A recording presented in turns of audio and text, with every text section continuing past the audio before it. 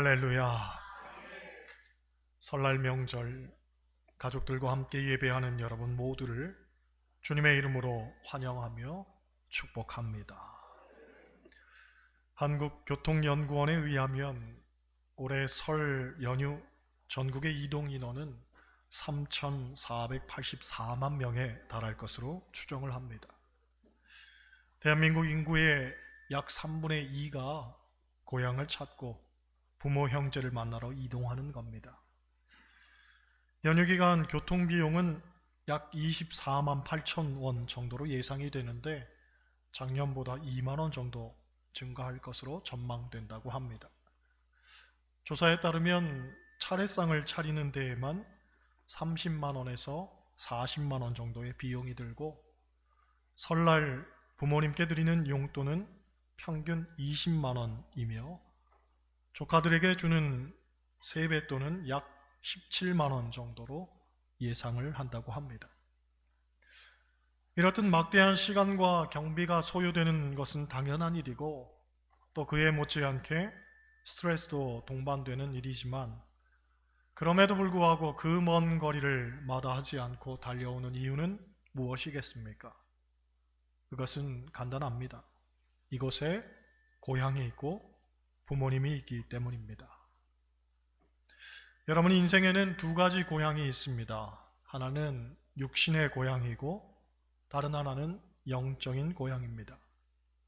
설날 명절에 우리가 부모님이 계신 고향을 찾아가듯 사람은 누구나 하나님께로부터 왔기에 하나님께로 돌아가야 합니다. 여러분 우리는 다 떠나는 존재입니다. 영원히 이 땅에 있을 것 같아도 그렇지 않습니다. 떠나게 되어 있습니다. 이 세상이 내 집인 것 같아도 사실 알고 보면 잠시 머무르다 가는 겁니다. 그래서 성경은 우리의 인생을 가리켜 나그네 인생이라고 하죠. 정처 없이 잠시 머물렀다 떠나는 존재가 바로 인간이라는 겁니다. 그러므로 우리는 세상을 절대화하거나 궁극화해서는 안 됩니다. 이 세상은 유한합니다. 거기에 목숨을 걸고 살 이유가 전혀 없는 거죠. 심리학자 에릭 프롬은 말하기를 현대인의 위기는 행복이 소유에 달려 있다고 하는 왜곡된 신념의 굴레에 갇혀버린 것이라고 합니다. 다시 말해 행복은 소유에 있는 게 아닌데도 사람들은 더 많이 가지고 더 많이 소유하면 행복해질 거라고 착각한다는 거죠. 쇼펜하우어는 이런 말을 합니다. 부는 바닷물과 같아서 마시면 마실수록 갈증을 느낀다. 기실 그렇습니다. 소유는 우리에게 행복을 주기보다는 오히려 갈증을 주고 더 타는 목마름으로 우리를 병들게 하죠. 주변을 보면 돈 좀 있다고 뻐기는 사람들 가운데 나는 참 행복해 라고 말하는 사람 하나 못 봤습니다. 물론 그들은 다른 이들이 갖지 못한 것들을 누리고 살긴 합니다. 하지만 그것은 풍족이지 만족은 아닙니다. 제가 서울에 있을 때에 11조를 한 달에 300만 원 하는 집사님이 있었습니다. 25년 전 11조만 300만 원을 했으니까 그분의 살림살이가 어느 정도인지는 대충 짐작이 되실 겁니다. 그런데 그 집사님은 늘 남편이 무능하다고 투덜댔습니다. 왜냐하면 당신 친구들은 초등학교 다니는 애들까지 다 경호원이 있는데 우리 집은 그 정도 형편이 안 된다는 거죠. 그래서 남편이 너무 무능하다게 느껴진다는 겁니다. 그 얘기를 옆에서 듣는데 어떤 말도 떠오르지가 않았습니다. 그저 딱 하나, 집사님이 퍽 재수가 없구나 하는 것뿐이었습니다.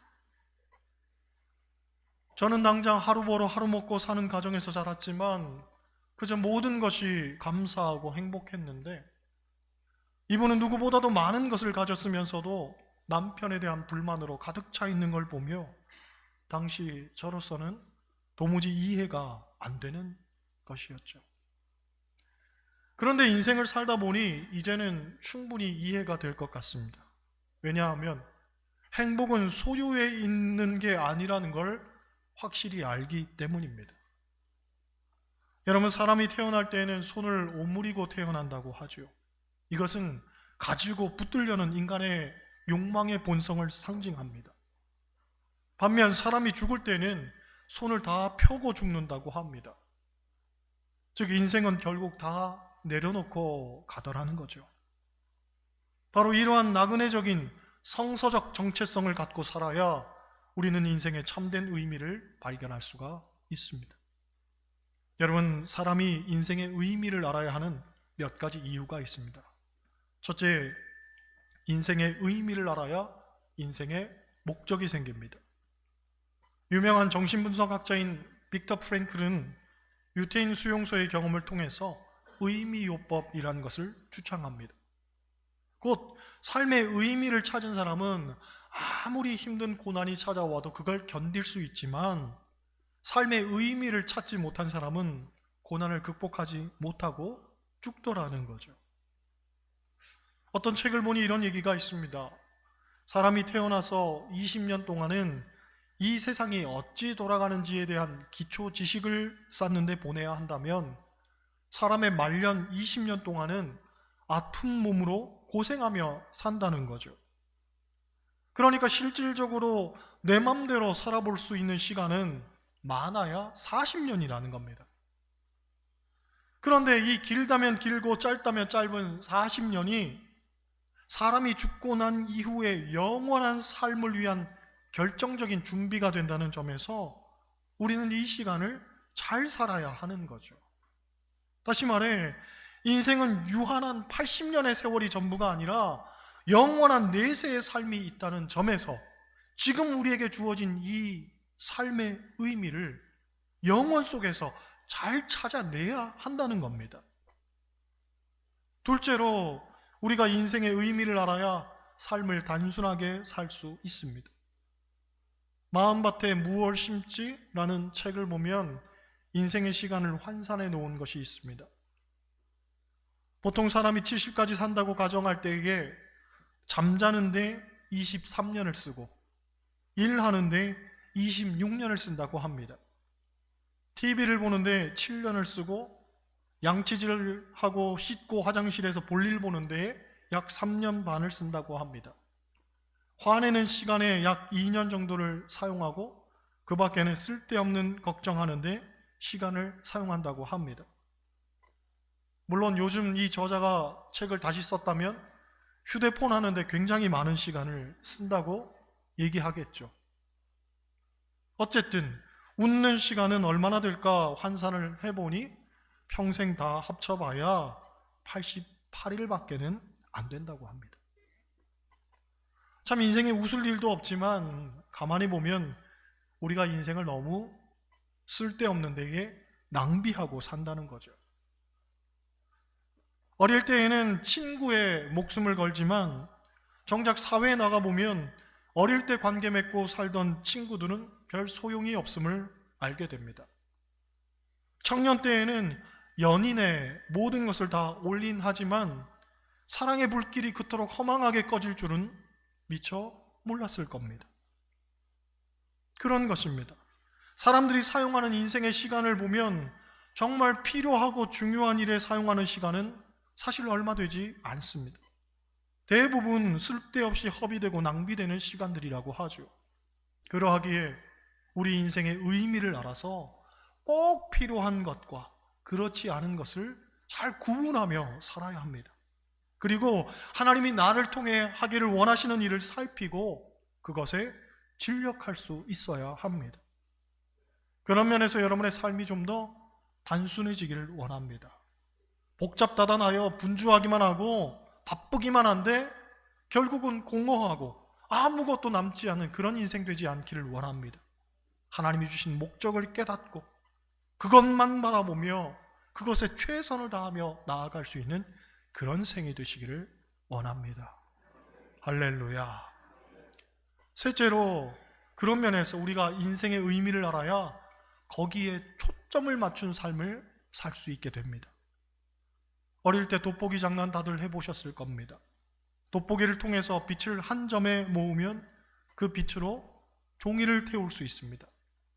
마찬가지입니다. 산만한 인생은 우리의 노력과 에너지를 낭비시킬 뿐입니다. 그래서 어떤 열매도 얻을 수 없게 하죠. 그러므로 노력이 먼저가 아닙니다. 의미가 먼저입니다. 곧 의미를 알고 노력을 해야 원하는 결과를 얻을 수 있지, 인생의 의미도 모르고 목적도 모른 채 무작정 분주히 뛰어다닌다고만 해서 능사는 아닙니다. 시편 기자는 말하기를 너희가 일찍이 일어나고 늦게 누우며 수고의 떡을 먹음이 헛되도다 라고 합니다. 곧 분주했던 것, 산만했던 것, 인생의 가지치기를 해야 한다는 거죠. 비견한 예로 나무가 다 자라는 대로 그냥 내버려 두면 열매가 실할 수 없습니다. 그래서 농부는 가지치기를 합니다. 마찬가지죠. 삶도 잘라낼 건 잘라내야 합니다. 필요 없는 것들은 끊어내야 합니다. 선택과 집중이 필요한 거죠. 여러분, 하나님께서 우리 민족에게 주신 축복 가운데 하나가 새해가 2번인 축복입니다. 양력으로 새해가 있고 음력으로 설날 새해가 있습니다. 예전에 제 아들에게 설날에는 새해 복 많이 받으세요 하고 인사하는 거야. 그랬더니 지난번에 했잖아 하는 거예요. 지난번에 했지만 또 하는 거야.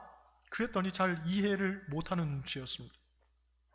늘 말씀드리지만 기독교의 시간관은 직선적 시간관이기 때문에 엄밀한 의미에서 새 것이란 없습니다. 그럼에도 불구하고 새롭다고 하는 것은 다시 시작한다는 결단의 의미를 갖죠. 즉 우리의 마음을 새롭게 할 때에 새 것이 되는 겁니다. 새해도 마찬가지입니다. 어제와 똑같은 오늘이지만 어제와 똑같이 살지 않겠다고 마음먹기 때문에 새 날이 되는 것이고, 작년과 똑같은 올 한 해를 살지 않겠다고 결심하기 때문에 새해인 겁니다. 그런데 안타깝게도 2025년 들어 굳게 다짐했음에도 불구하고 대부분 작심삼일에 그쳤을 겁니다. 올해는 담배를 꼭 끊어야지 했는데 또 피고 있는 나를 발견하고, 휴대폰 좀 적당히 해야지 했는데 도무지 휴대폰을 손에서 놓지를 못합니다. 올해는 정말 살 빼야지 하고 결심했는데 어젯밤에도 치킨 시켜 먹었을 겁니다. 그렇다고 너무 낙심하지 마시기 바랍니다. 그래서 하나님은 우리에게 새해를 또 주셨습니다. 우리가 작심삼일에 그칠 걸 다 아시고 하나님께서 새롭게 결단할 기회를 또 주신 겁니다. 버릴 건 버리고 끊어낼 건 끊어내고 쓸데없이 낭비되는 것들은 이제 잘 추슬러서 집중해야 됩니다. 신앙생활도 한번 멋지게 해보십시오. 성경도 1년에 한번 통독도 해보고 예배생활의 진정성을 보이겠다고 결심해 보십시오. 헌금생활도 최선을 다해서 한번 해보시고 봉사생활도 남다르게 해보겠다고 결심해 보십시오. 아멘을 안 하시네. 새해에는 하나님 중심, 말씀 중심, 예배 중심으로 살겠다, 그런 결단을 한번 해보십시오. 저는 올해 꼭 살을 한번 빼보겠습니다. 1년 내내 작년 노력했지만 안 됐던 것들을 올해는 한번 해보려고 합니다. 여러분의 삶도 작년과 똑같은 한 해를 살면 안 되지 않겠습니까? 넷째로, 인생의 의미를 알면 열정적인 삶을 살게 됩니다. 하나님의 사랑을 예전에는 영어로 love of God 이라고 했습니다. 그런데 love란 말로는 하나님의 사랑을 다 담아낼 수 없어서 언제부턴가 passion 이란 말을 썼습니다. 열정이란 말입니다. Passion of Christ 란 영화 다들 보셨을 겁니다. 예수님이 당하셨던 그 큰 고난이 알고 보니 예수님의 열정적인 사랑이었다는 거죠. 이 패션, 신앙의 열정이 우리에게도 있어야 됩니다. 여러분, 인생을 열정적으로 사는 것과 그렇지 못한 것은 너무나 큰 차이가 있습니다. 열정이 없으면 쉽게 지치고 기운이 빠지죠. 도대체 내가 왜 이것을 해야 되는가, 무력감과 자괴감에 빠져듭니다. 하지만 열정이 있는 사람은 지치지 않습니다. 늘 힘이 있습니다. 끝까지 해내고야 맙니다. 여러분에게 열정이 있기를 원합니다. 할렐루야. 그리스도인의 열정을 가장 잘 표현하는 성경 구절을 꼽으라면 저는 개인적으로 로마서 14장 8절을 나누고 싶습니다. 우리가 살아도 주를 위하여 살고 죽어도 주를 위하여 죽나니 그러므로 사나 죽으나 우리가 주의 것이로라. 이 고백을 했던 사도 바울은 얼마나 많은 핍박과 고난을 당했는지 우리가 너무나 잘 알고 있습니다. 그러나 그 모든 시련들을 당하면서도 바울은 오직 주님만을 위해서 살고 죽었던 것 또한 우리도 잘 알고 있죠. 그리스도인으로서 열정적인 삶이라면 이 정도는 돼야 하지 않을까 생각을 해봅니다. 살아도 주를 위하여 살고 죽어도 주를 위하여 죽는 겁니다. 2025년 여러분의 신앙생활이 정말 이런 열정적인 신앙생활 되기를 원합니다. 그냥 술에 술 탄 듯 물에 물 탄 듯 흘러가는 신앙생활이 아니라 정말 주님 주시는 열정으로 충만하게 부어지는 그런 신앙생활 되어야 한단 말이죠. 미국에서 목회하는 친구가 그런 이야기를 합니다. 해외에서 생활하는 사람 가운데에도 두 종류가 있다는 거죠. 하나는 내가 언젠가는 고국에 돌아가리라 하는 마음으로 사는 사람이고, 다른 하나는 그냥 여기서 뿌리 내리고 살아야지 하는 사람이라는 겁니다. 그런데 내가 언젠가는 돌아가리라 하는 사람은 다르다는 거죠. 아이들이 한국말 잊어버리면 큰일이라도 날 것처럼 한국말 열심히 가르치고, 혹 여유 자금이라도 생기면 외국에 부동산 사는 대신에 한국에, 본국에 작은 집이라도 마련하라고 애를 쓴다는 거죠. 그리고 이렇게 준비한 사람은 반드시 언젠가는 고국에 와서 노후를 보내게 된다고 합니다. 반면 그냥 살지 뭐 했던 사람들은 나이가 들어서 고국이 정말 미칠 듯 그리우면서도 돌아갈 수가 없다는 거죠. 그런데 여러분, 이것은 비단 해외에서 사는 사람들만의 이야기는 아닙니다. 실질적으로 우리 모두에게 적용되는 이야기죠. 인생은 이 땅이 전부가 아닙니다. 하늘나라가 있습니다. 천국이 있습니다. 엄밀히 보면 그곳이 우리의 본향입니다. 언젠가는 우리 모두 거기에 갈 것입니다. 그렇다면 내가 그곳에 가리라 하는 노력을 해야 됩니다. 반드시 내가 돌아가리라 하는 마음으로 살아야 합니다. 이 땅에서 집도 사고 땅도 사고 보험도 들고 연금도 가입하고 육신을 위해서 만반의 준비를 다하면서 정작 하늘나라에서의 삶을 위해서는 도대체 우리 무엇을 준비하며 살고 있단 말입니까? 어느 목사님이 이런 고민을 했습니다. 하룻밤 지나면 없어지는 것이 아닌 영원한 것에 인생을 투자해야 할 텐데, 그러면 도대체 영원한 것이 무엇일까? 이 질문을 갖고 성경을 찾아봤더니 영원한 것이 세 가지가 있더랍니다. 첫째, 우리 주님이 영원하더라는 거죠.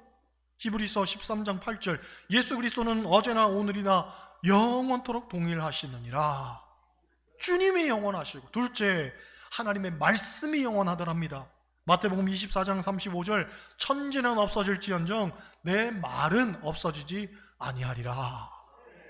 셋째로 하나님의 뜻을 행하는 것이 영원하더랍니다. 오늘 본문입니다. 요한일서 12장 17절, 이 세상도 그 정욕도 지나가되 오직 하나님의 뜻을 행하는 자는 영원히 거하느니라. 하나님의 뜻을 행하는 것이 영원하다는 거죠. 이 말씀을 발견하고 목사님이 무릎을 탁 쳤다고 합니다. 그렇구나, 내 인생의 살 길이 바로 여기 있구나. 이 세상도 그 정욕도 다 지나가고 없어지지만 하나님의 뜻을 행하며 사는 것은 영원하구나. 그렇습니다. 여러분, 세상의 것은 다 유한합니다. 한계가 있습니다. 소유도 명예도 권력도 만남도 지식도 사랑도, 아니 내가 진리라고 믿었던 것조차도 풀과 같이 꽃과 같이 시들어버리고 맙니다. 한순간에 쓰러져 버리죠. 그러나 하나님의 뜻을 행하는 것은 영원히 사라지지 않고 우리를 또한 영원으로 안내할 겁니다. 그렇다면 좀 더 구체적으로 우리를 영원으로 이끄는 하나님의 뜻을 행하는 것은 무엇이겠습니까? 크게 두 가지로 요약이 된다고 봅니다. 하나는 영혼 구원입니다. 영혼 구원. 디모데전서 2장을 보면 하나님의 소원 무엇입니까? 모든 사람이 진리를 받고 구원을 하는 데 이르기를 원하신다. 때문에 모든 사람을 위하여 간구와 기도와 도고와 감사를 하라고 합니다. 디모데전서 2장 3절, 이것이 우리 구주 하나님 앞에 선하고 받으실 만한 것이다 라고 말합니다. 즉 우리를 영원으로 인도하는 하나님이 받으실 만한 하나님의 뜻은 모든 사람을 위해서 우리가 간구하고 기도하고 도구하고 감사하며 영혼 구원을 위해 아낌없이 그들을 안내하는 것, 이 일이 영원으로 이끄는 일이라는 거죠. 그러니까 새해에는 더욱 영혼 구원을 위해서 노력해야 할 줄로 믿습니다. 다른 하나는 마태복음 25장 31절에 나오는 양과 염소에 관한 비유를 통해 우리가 알 수 있습니다. 인자가 자기 영광으로 올 때에 양과 염소를 나누고 그들에게 이런 이야기를 하죠. 먼저 양들에게, 의인들에게 이런 말씀합니다. 내가 줄일 때에 너희가 먹을 것을 주었고, 목마를 때에 마시게 하였고, 나그네 되었을 때에 영접하였고, 헐벗었을 때 옷을 입혔고, 병들었을 때 돌아보았고, 옥에 갇혔을 때 와서 보았느니라. 그랬더니 의인들이 대답하기를, 주여 우리가 언제 그렇게 하였나이까? 우리는 전혀 기억지 못하는데 언제 그런 일을 했나이까? 하고 말합니다. 그랬더니 왕이 대답하죠. 지극히 작은 자 하나에게 한 것이 곧 내게 한 것이니라. 다음으로 염소들, 곧 저주받은 자들에게 말씀하십니다. 내가 줄일 때 너희가 먹을 것을 주지 아니하였고, 목마를 때 너희가 마시게 하지 아니하였고, 나그네 되었을 때 영접하지 아니하였고, 헐벗었을 때 옷 입히지 아니하였고, 병들었을 때와 옥에 갇혔을 때 돌보지 아니하였느니라. 그랬더니 그들도 똑같이 대답하죠. 우리가 어느 때 그렇게 하지 아니하였나이까요? 그때 왕이 말하기를, 지극히 작은 자 하나에게 하지 않은 것이 곧 내게 하지 않은 것이다. 이 말씀에서 우리는 아주 중요한 하나를 발견하게 됩니다. 그것은 양이나 염소나 둘 다 그 일을 기억지 못하였다는 거죠. 왜 기억지 못했겠습니까? 생각해보면 별것 아니었기 때문에 기억지 못했던 겁니다. 성경이 말하는 일은 대단한 일도 아니고 인상적인 일도 아니었다는 거죠. 그저 모두에게 잊혀질 만큼 아주 사소한 일이었다는 겁니다. 그런데 그 사소한 일을 하나님은 보고 계시고 알고 계시고 기억하고 계신다는 거죠. 뿐만 아니라 이 사소한 일들이 나중에 심판대 앞에 섰을 때에 천국과 지옥을 판가름하는 아주 중요한 기준이 된다는 겁니다.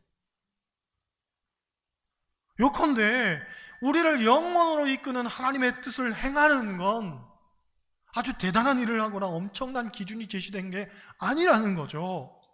그냥 삶 속에서 지극히 작은 자를 긍휼히 여길 줄 알고 그들에게 따뜻한 밥 한 그릇 내어줄 만한 그런 마음만 있다면 하나님은 그것조차도 높이 평가하신다는 거예요.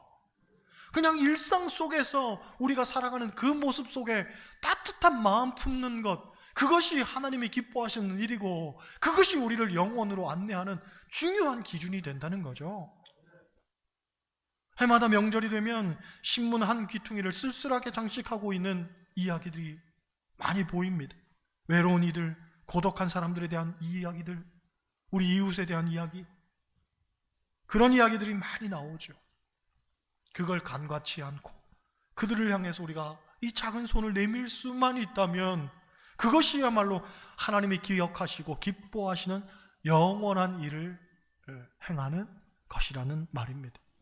여러분, 그리스도인에게 있어서 인생의 의미, 인생의 목적을 한마디로 말하라면 바로 그것이죠. 오직 하나님의 뜻을 행하는 것.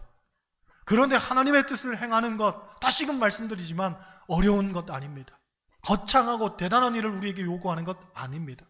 지극히 작은 자 하나에게 한 것이 곧 내게 한 것이니라.